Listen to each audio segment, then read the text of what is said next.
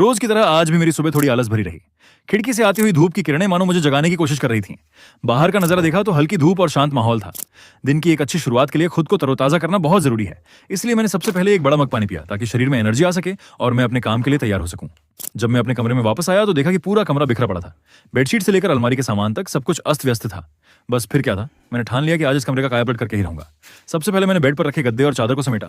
कमरे में बंद रहने की वजह से इनमें थोड़ी नमी आ जाती है, इसलिए मैंने गद्दे को उठाया और बाहर आंगन में चारपाई पर धूप में सूखने के लिए डाल दिया। इसके बाद बारी थी कमरे के शेल्फ यानी अलमारी की। उसमें बहुत सारा पुराना सामान, प्लास्टिक के थैले और कागज जमा हो गए थे। मैंने एक एक करके सारा सामान बाहर निकाला ताकि शेल्फ को अच्छी तरह साफ किया जा सके।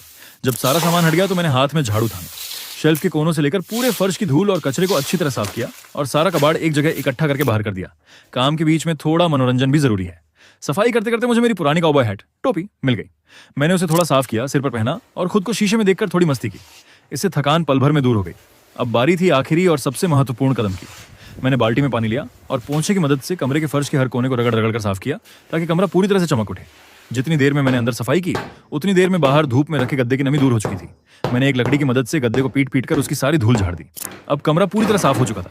मैंने शेल्फ पर अपना बैग, जरूरी सामान और गैजेट्स को वापस बिल्कुल सही और व्यवस्थित तरीके से जमा दिया और अब कमरे में कदम रखते ही एक अलग ही सुकून महसूस हो रहा है।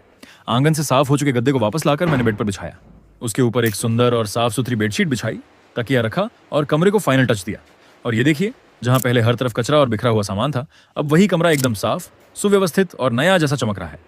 मेहनत रंग